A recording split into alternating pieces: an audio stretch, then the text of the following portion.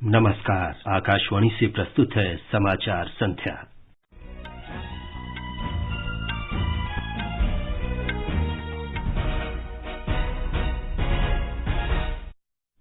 प्रधानमंत्री नरेंद्र मोदी जम्मू कश्मीर में कल राष्ट्रीय पंचायती राज दिवस समारोह में भाग लेंगे।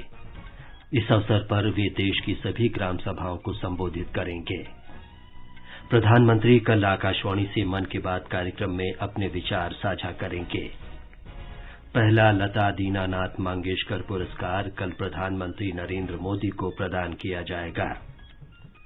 रक्षा मंत्री राजनाथ सिंह ने कहा, यदि सीमा पार से आतंकवादी भारत को निशाना बनाते हैं तो भारतीय जवान सीमा पार करने में संकोच नहीं करेंगे। सूचना और प्रसारण मंत्रालय ने प्राइवेट टीवी समाचार चैनलों को झूठे दावे और अपवादजनक शीर्षकों का उपयोग न करने के बारे में परामर्श जारी किया। देश में इस साल जनवरी से मार्च के दौरान इस्पात उत्पादन में लगभग 6% की वृद्धि दर्ज की गई। एशियाई कुश्ती चैंपियनशिप में भारतीय पहलवानों ने 1 स्वर्ण, 2 रजत और 2 कांस्य पदक जीते। और आईपीएल क्रिकेट में गुजरात टाइटंस ने कोलकाता नाइट राइडर्स को 8 रन से हराया। रॉयल चैलेंजर्स बेंगलुरु और सनराइजर्स हैदराबाद के बीच मुकाबला जारी। समाचार संध्या में जागृति शर्मा के साथ मैं विमलेंदु पांडे। प्रधानमंत्री नरेंद्र मोदी कल राष्ट्रीय पंचायती राज दिवस समारोह में भाग लेने के लिए जम्मू कश्मीर जाएंगे। प्रधानमंत्री देश की सभी ग्राम सभाओं को संबोधित करेंगे और सांबा जिले की पल्ली पंचायत का दौरा करेंगे। यात्रा के दौरान श्री मोदी करीब 20,000 करोड़ रुपए लागत के विभिन्न विकास परियोजनाओं की आधारशिला रखेंगे और उद्घाटन करेंगे। एक रिपोर्ट। प्रधानमंत्री 3,100 करोड़ रुपए की लागत की बनिहाल काजीगुंड सड़क सुरंग का उद्घाटन करेंगे। लगभग 8.5 किलोमीटर लंबी इस सुरंग के शुरू हो जाने से बनिहाल और काजीगुंड के बीच की दूरी 16 किलोमीटर कम हो जाएगी और यात्रा समय में 1.5 घंटे की कमी आएगी। प्रधानमंत्री 7,500 करोड़ रुपए की दिल्ली अमृतसर कटरा एक्सप्रेस मार्ग की आधारशिला भी रखेंगे। वे अमृत सरोवर पहल की शुरुआत करेंगे। इसके अंतर्गत देश के प्रत्येक जिले में 75 जल इकाइयों का निर्माण और उनका विकास किया जाएगा। समाचार कक्ष से अलका सिंह। प्रधानमंत्री कल 11 बजे आकाशवाणी से मन की बात कार्यक्रम में देश विदेश के लोगों से विचार साझा करेंगे। आकाशवाणी और दूरदर्शन के संपूर्ण नेटवर्क पर इसका प्रसारण होगा। आकाशवाणी समाचार की वेबसाइट और news on AIR mobile app पर भी कार्यक्रम उपलब्ध रहेगा। आकाशवाणी समाचार, दूरदर्शन समाचार, प्रधानमंत्री कार्यालय तथा सूचना और प्रसारण मंत्रालय के यूट्यूब चैनलों पर भी कार्यक्रम सीधा प्रसारित होगा। आकाशवाणी से हिंदी प्रसारण के तुरंत बाद मन की बात कार्यक्रम क्षेत्रीय भाषाओं में भी प्रसारित होगा। प्रधानमंत्री नरेंद्र मोदी कल शाम मुंबई में मास्टर दीनानाथ मंगेशकर स्मृति संस्थान के समारोह में शामिल होंगे। इस अवसर पर प्रधानमंत्री को पहले लता दीनानाथ मंगेशकर पुरस्कार से सम्मानित किया जाएगा। ये पुरस्कार भारत रत्न लता मंगेशकर की याद में दिया जा रहा है। सुर साम्राज्ञी लता मंगेशकर का इस वर्ष फरवरी में निधन हो गया था। पुरस्कार की घोषणा करते हुए मास्टर दीनानाथ मंगेशकर स्मृति प्रतिष्ठान ने कहा कि श्री मोदी अंतर्राष्ट्रीय राजनेता हैं और उन्होंने विश्व पटल पर देश का कुशल नेतृत्व किया है। रक्षा मंत्री राजनाथ सिंह ने कहा है कि यदि सीमा पार से आतंकवादी भारत को निशाना बनाते हैं तो भारतीय जवान सीमा पार करने में संकोच नहीं करेंगे। श्री सिंह आज असम के गुवाहाटी में 1971 के बांग्लादेश मुक्ति संग्राम के नायकों को सम्मानित करने के कार्यक्रम को संबोधित कर रहे थे। पिछले लगभग 3 वर्षों से रक्षा मंत्री के रूप में मैं अपनी जिम्मेदारी का निर्वाह कर रहा हूं और इस बार जो इंडो चाइना स्टैंड ऑफ रहा है उसमें अपने सेना के जवानों की शौर्य और पराक्रम को मैंने देखा और मेरा यह भरोसा पक्का हुआ है, दुनिया की कितनी भी बड़ी क्यों न ताकत हो, हमारी भारत माता का मस्तक दुनिया की कोई ताकत झुका नहीं सकती। रक्षा मंत्री ने कहा कि भारत बांग्लादेश सीमाओं पर शांति के कारण पूर्वोत्तर के राज्य तेजी से विकास कर रहे हैं। उन्होंने कहा कि सशस्त्र बल कभी भी किसी राज्य में सशस्त्र बल विशेषाधिकार अधिनियम नहीं चाहते हैं, लेकिन परिस्थितियों के कारण ऐसा करना पड़ता है। उन्होंने कहा कि जिन क्षेत्रों में जमीनी स्थिति में सुधार हुआ है वहां से ये अधिनियम हटाया जा रहा है। रक्षा मंत्री ने ये भी कहा कि भारत पहले रक्षा उत्पादों का आयात करता था, लेकिन अब वो विभिन्न देशों को इनका निर्यात कर रहा है।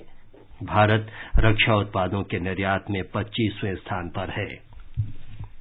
सूचना और प्रसारण मंत्रालय ने निजी टीवी चैनलों को सलाह दी है कि वे झूठे दावे न करें और अपवादजनक शीर्षकों का इस्तेमाल न करें। मंत्रालय ने चैनलों से केबल टेलीविजन नेटवर्क नियामक अधिनियम के प्रावधानों का अनुपालन करने को कहा है। मंत्रालय ने कहा है कि हाल ही में कई सैटेलाइट टीवी चैनलों ने घटनाओं की इस प्रकार कवरेज की जो अप्रमाणित, भ्रमित करने वाली, उत्तेजित करने वाली थी। उन्होंने सामाजिक रूप से अस्वीकार्य भाषा और टिप्पणियों का भी इस्तेमाल किया। परामर्श में कहा गया है कि यूक्रेन रूस संघर्ष और उत्तर पश्चिम दिल्ली की घटनाओं के बारे में विशेषकर टेलीविजन समाचारों और चर्चाओं में कार्यक्रम संहिता का उल्लंघन किया गया है। मंत्रालय ने यूक्रेन रूस संघर्ष के मामले में पाया है कि चैनलों ने अपवादजनक शीर्षक दिए और दर्शकों को उकसाने के लिए मनगढ़ंत और अप्रमाणित दावे पेश किए। सूचना और प्रसारण मंत्री अनुराग ठाकुर ने कहा है कि मंत्रालय ने गुमराह करने वाले और अप्रमाणित समाचार प्रसारित करने वाले टीवी चैनलों को नोटिस भी जारी किए हैं।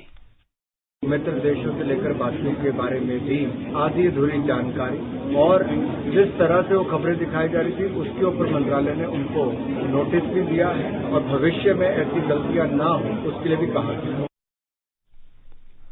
स्वास्थ्य मंत्री मनसुख मांडविया ने कहा है कि देश 2025 तक तपेदिक से मुक्त होने की दिशा में तेजी से आगे बढ़ रहा है। श्री मांडविया ने कहा कि उत्तम स्वास्थ्य सेवा और आधुनिक उपचार से ये लक्ष्य हासिल किया जाएगा। उन्होंने कहा कि मोदी सरकार 2025 तक तपेदिक के उन्मूलन के लक्ष्य के साथ काम कर रही है। श्री मांडविया ने कहा कि तपेदिक के मामलों की दर घटकर लगभग 34% हो गई है। केंद्र सरकार ने मार्च 2024 तक प्रधानमंत्री भारतीय जन औषधि केंद्रों की संख्या 10,000 करने का लक्ष्य रखा है। इसके लिए ऑनलाइन आवेदन आमंत्रित किए गए हैं।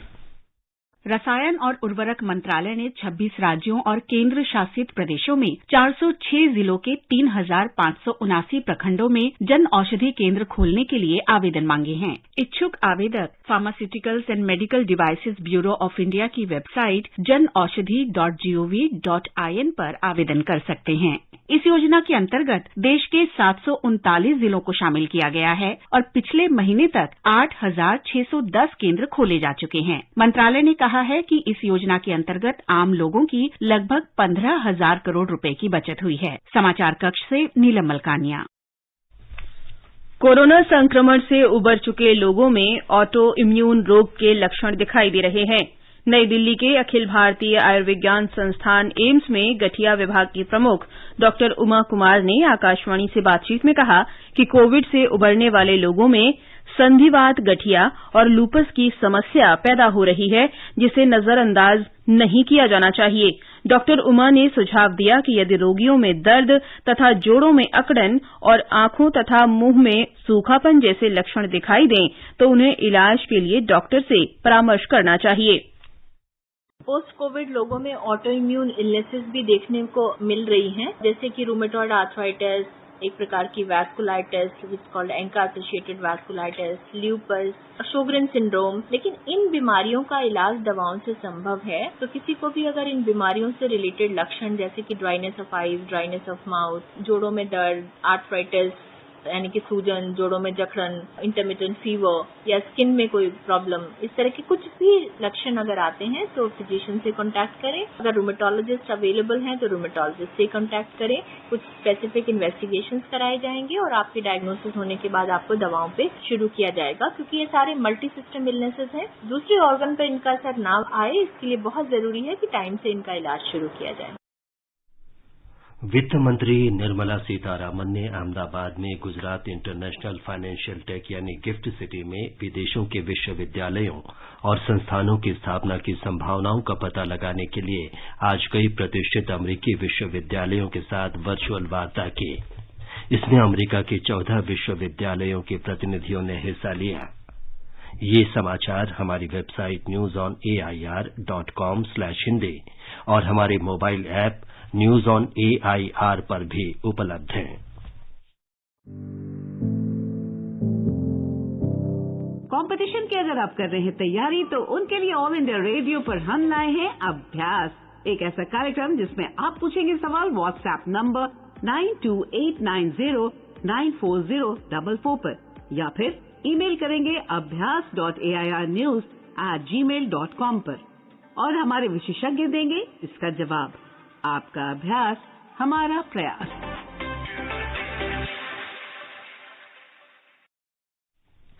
समाचार संध्या में आपका फिर स्वागत है और आगे बढ़ने से पहले मुख्य समाचारों पर एक नजर।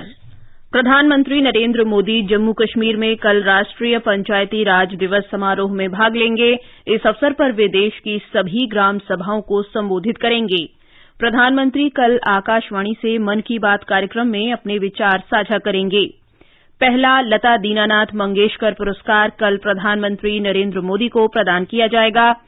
रक्षा मंत्री राजनाथ सिंह ने कहा, यदि सीमा पार से आतंकवादी भारत को निशाना बनाते हैं तो भारतीय जवान सीमा पार करने में संकोच नहीं करेंगे। सूचना और प्रसारण मंत्रालय ने प्राइवेट टीवी समाचार चैनलों को झूठे दावे और अपवादजनक शीर्षकों का उपयोग न करने के बारे में परामर्श जारी किया। देश में इस साल जनवरी से मार्च के दौरान इस्पात उत्पादन में लगभग 6% की वृद्धि दर्ज की गई। एशियाई कुश्ती चैंपियनशिप में भारतीय पहलवानों ने 1 स्वर्ण, 2 रजत और 2 कांस्य पदक जीते और आईपीएल क्रिकेट में गुजरात टाइटंस ने कोलकाता नाइट राइडर्स को 8 रन से हराया। रॉयल चैलेंजर्स बेंगलोर और सनराइजर्स हैदराबाद के बीच मुकाबला जारी। भारत ने इस साल जनवरी से मार्च के दौरान 5.9% की वृद्धि के साथ 3 करोड़ 19 लाख टन स्टील का उत्पादन किया है। केवल मार्च में इस्पात उत्पादन 4.4% की वृद्धि दर के साथ 1 करोड़ 90 लाख टन रहा। वर्ल्ड स्टील एसोसिएशन के आंकड़ों के अनुसार भारत दुनिया के शीर्ष 10 इस्पात उत्पादक देशों में एकमात्र देश है जिसने पिछले साल की इसी अवधि की तुलना में जनवरी से मार्च की अवधि में इस्पात उत्पादन में वृद्धि दर्ज की है। शीर्ष 10 देशों में ब्राजील एकमात्र अन्य देश है जिसने मार्च के महीने में वृद्धि दर्ज की। इस्पात मंत्री रामचंद्र प्रसाद सिंह ने इस उत्कृष्ट प्रदर्शन के लिए इस्पात उद्योग को बधाई देते हुए उसे इस प्रदर्शन को जारी रखने के लिए प्रोत्साहित किया। उन्होंने कहा कि इस उत्पादन क्षमता से अमृतकाल के अगले 25 वर्षों में भारत को 50 करोड़ टन उत्पादन के लक्षित स्तर तक पहुंचने में मदद मिलेगी। FSSAI ने खाद्य व्यापारियों और उपभोक्ताओं के लिए food safety connect app launch किया है। इसके द्वारा सरलता से FSSAI पंजीकरण का आवेदन किया जा सकता है। उपभोक्ता इस ऐप का उपयोग संबंधित शिकायतों को दर्ज करने के लिए कर सकते हैं। इस ऐप को गूगल प्ले स्टोर से डाउनलोड किया जा सकता है।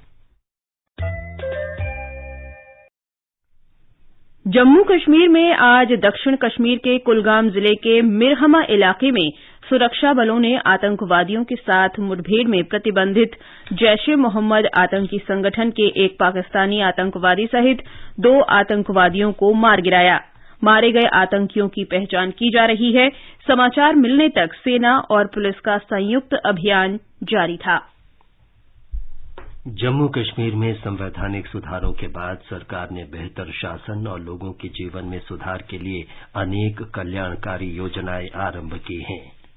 आकाशवाणी से विशेष भेंट में भारतीय प्रशासनिक सेवा के सेवानिवृत्त अधिकारी और राजनीतिक विश्लेषक केबी जंडियाल ने कहा कि सरकार ने लोगों का विश्वास जीता है, रोजगार के अवसर सृजित किए हैं और संभावनाओं के नए द्वार खोले हैं। संवैधानिक जो एक्शन लिया गया उससे जम्मू कश्मीर को भारत के साथ एक इमोशनल इंटीग्रेशन जो हो गई वो पहले 70 साल में बहुत कमी पाई जाती थी और इसका प्रभाव एक हुआ कि जो भारत विरोधी शक्तियां थी उनके हौसला पस्त हो गए। अब उनको ये लगने लगा कि हमारी पॉलिटिक्स जो है वो जारी देर चलने वाली नहीं है और उससे भी अच्छा ये हो गया कि जो हमारे डेवलपमेंट प्रोसेस था, विकास की गतिविधि जो थी वो इतनी बढ़ गई कि 2-3 सालों में इतना कुछ हो गया कि जो 70 साल में नहीं हो पाया। तो मेरा ख्याल है कुल मिला के ये बहुत ही एक महत्वपूर्ण और हिस्टोरिक कदम उठाया गया, वो हम सबके लिए बहुत अच्छा लगा। मत्स्य पालन, पशुपालन और डेयरी मंत्री परषोत्तम रूपाला ने कहा है कि नीली क्रांति के लिए मत्स्य पालन क्षेत्र में अपार संभावनाएं हैं। वे आज मुंबई में केंद्रीय मत्स्य शिक्षण संस्थान के 15वें दीक्षांत समारोह को संबोधित कर रहे थे। विद्यार्थियों को संबोधित करते हुए मंत्री ने कहा कि भारतीय मत्स्य पालन को वैश्विक पहचान मिल रही है और 8000 किलोमीटर के समुद्री तट के साथ इस क्षेत्र में अपार संभावनाएं नजर आती हैं। बिहार के भोजपुर जिले के जगदीशपुर में महान स्वाधीनता सेनानी वीर कुंवर सिंह के विजयोत्सव समारोह का आयोजन किया गया। समारोह में गृह मंत्री अमित शाह ने बाबू वीर कुंवर सिंह को श्रद्धांजलि अर्पित करते हुए कहा कि इतिहासकारों ने बाबू कुंवर सिंह को इतिहास में उचित स्थान नहीं दिया। 163 साल पहले 80 साल की उम्र के कुंवर सिंह जी ने क्षेत्र को अंग्रेजों से आजाद करने का काम किया। आज कुंवर सिंह जी को श्रद्धांजलि देने लाखों लोग चिलचिलाती धूप में आए हैं।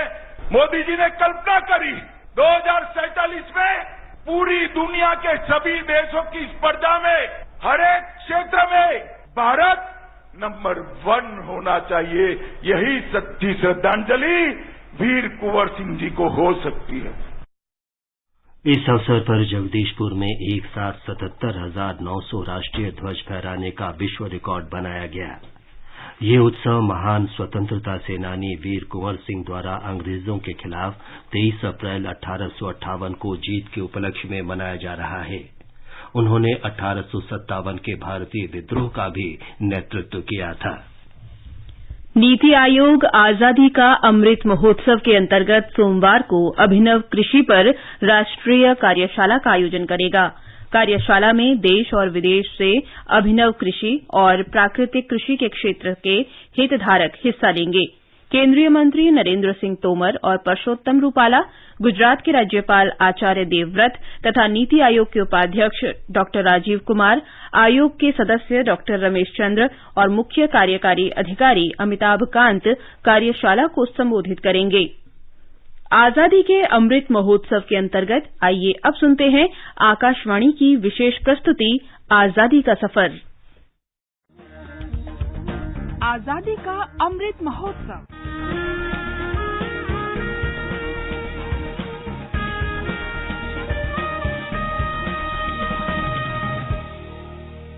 आजादी का सफर आकाशवाणी समाचार के साथ एक राष्ट्र का उदय। भारत का गौरवशाली स्वतंत्रता संग्राम आधुनिक विश्व में घटित महानतम संघर्षों में से एक है। आकाशवाणी समाचार प्रतिदिन आपके लिए लेकर आता है इस स्वतंत्रता आंदोलन की एक झलक।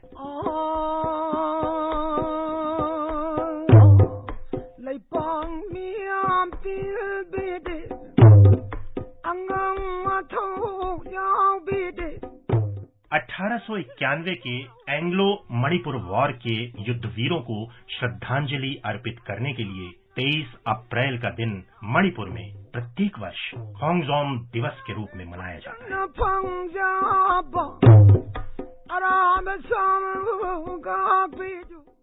मणिपुर के लोगों ने आंतरिक मामलों में ब्रिटिश राज के हस्तक्षेप का भारी विरोध किया। मार्च 1891 में ब्रिटिश सेना ने युवराज तिकेंद्र जीत को गिरफ्तार करने के उद्देश्य से पहली गोली कांगला पर चलाई। 24 मार्च को पूरे दिन चली लड़ाई के बाद ब्रिटिश सेना ने संघर्ष विराम घोषित कर दिया। कांगला में जन प्रतिनिधियों और ब्रिटिश प्रशासकों की बैठक बुलाई गई। इस दरबार के लिए 5 ब्रिटिश अधिकारी भेजे गए। जब बातचीत नाकाम हो गई तो मणिपुर के लोगों ने ब्रिटेन के प्रतिनिधि मंडल पर हमला कर दिया। मणिपुर में ब्रिटिश राज की गंभीर स्थिति को देखते हुए सिलचर, कोहिमा और तामू से ब्रिटिश आर्मी के 3 शक्तिशाली रेजिमेंट भेजे गए। इधर तामू से ब्रिटिश टुकड़ी को आगे बढ़ने से रोकने के लिए मेजर जनरल रुद्र सिंह यंगखोइबा और वांगखेर कपा के नेतृत्व में थाउबल से 700 मणिपुरी सैनिक भेजे गए। समय की गंभीरता को देखते हुए महाराजा ने ब्रिटिश सेना का मुकाबला करने के लिए पाओना ब्रजवासी और चोंगथा मिया सिंह के नेतृत्व में 400 सिपाहियों को भेजा, लेकिन मणिपुर की सेना में सैनिकों की संख्या कम थी और शत्रु सेना हथियारों में भी कहीं अधिक सबल थी। जब युद्ध शुरू हुआ तो ब्रिटिश सेना की शक्तिशाली तोपें मणिपुर के किले पर कहर बरपाने लगी, लेकिन जांबाज मणिपुरी योद्धा अपने क्षेत्र की रक्षा और मणिपुर की आजादी के लिए आखिरी सांस तक लड़ते रहे। मणिपुर ने हमलावरों के खिलाफ मोर्चा संभालने के लिए 3 सुरक्षा स्थल बनाए थे। पहला पलेल में, दूसरा कक्चिंग में और तीसरा खोंगजाम में। तोखराम्बा टंका, हुम्बोंग सूबेदार, लेसांग जमादार और अथोकपा दीवान सहित अनेक मणिपुर वासियों ने अपने प्राण न्योछावर कर दिए। आमने सामने की लड़ाई में मारे गए लोगों में 2 तंगखुल नगा समुदाय के लोग भी थे। 27 अप्रैल 1891 को ब्रिटिश सेना ने कांगला पर कब्जा कर लिया। इस युद्ध के नायक मेजर पाओना ब्रजवासी को मणिपुर के लोग देशभक्ति और बहादुरी का आदर्श मानते हैं।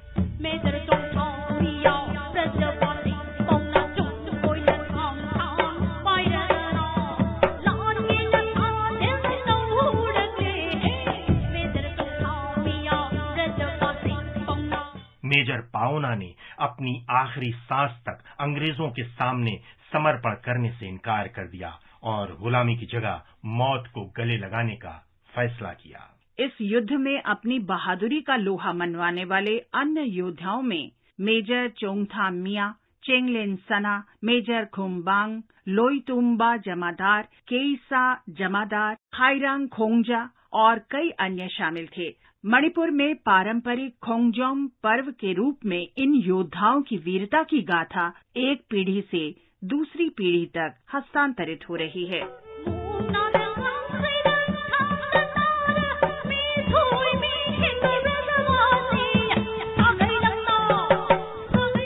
इस दिन पूरा मणिपुर खोंगजोम युद्ध स्मारक परिसर में अपने शहीदों को श्रद्धांजलि अर्पित करता है। ये स्मारक इम्फाल से 35 किलोमीटर दूर थौबल जिले में उसी स्थल पर निर्मित है जहां मणिपुर और ब्रिटिश सेना के बीच लड़ाई हुई थी। ये स्मारक मणिपुर के लोगों की देशभक्ति और वीरता का जीवंत प्रतीक है। मरवानो सीखी ले तो जीवन नो अधिकार तने, जो कंटक ने रस्ते चाले फूलो नो सरकार। आज हम गुजरात में सूरत में रहने वाले विट्ठल भाई को भी श्रद्धांजलि अर्पित कर रहे हैं। विट्ठल भाई बारदोली में एक स्कूल शिक्षक थे। उन्होंने 1930 के वन सत्याग्रह और अप्रैल 1930 में नमक सत्याग्रह में सक्रियता से भाग लिया था। नवसारी में नमक सत्याग्रह के दौरान पुलिस लाठीचार्ज में वे गंभीर रूप से घायल हो गए। उन्हें नवसारी के अस्पताल में भर्ती कराया गया, जहां 23 अप्रैल को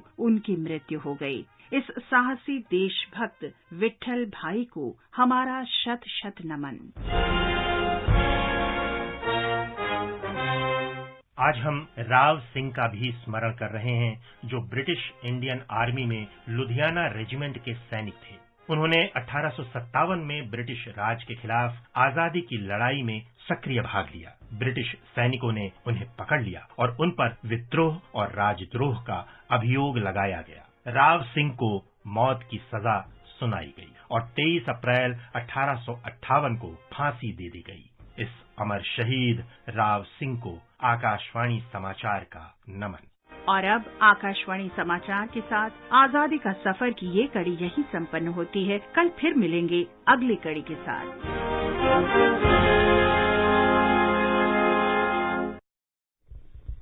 सूचना और प्रसारण मंत्री अनुराग सिंह ठाकुर ने कहा है कि सरकार देश में स्वयंसेवी संस्कृति को बढ़ावा देने के लिए एक केंद्रीकृत प्लेटफॉर्म शुरू करेगी।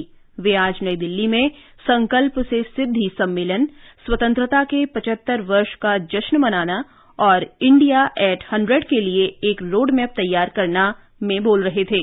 श्री अनुराग ठाकुर ने कहा कि सरकार एकीकृत पोर्टल बनाने के लिए काम कर रही है, जिस पर नागरिक अपनी पसंद के क्षेत्र के लिए स्वयंसेवी के रूप में पंजीकरण करा सकते हैं। ये समाचार आकाशवाणी से प्रसारित किए जा रहे हैं। ताजा समाचार जानने के लिए आप हमारे Twitter handle @AIR News Hindi को फॉलो कर सकते हैं।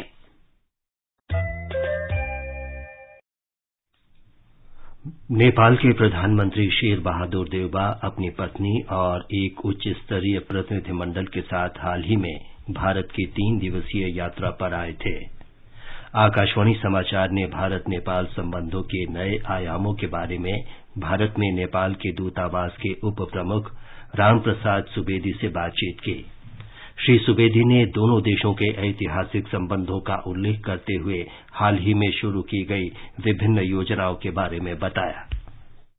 There is a free flow of friendship, I should say, between Nepal and India. As the rivers flow from north to south, the friendship flows very naturally, and there is natural affinity. This is not today's thing. This dates back to the Ramayana period. Even earlier than that, our friendship we often compare as high as Mount Everest and as deep as Indian Ocean.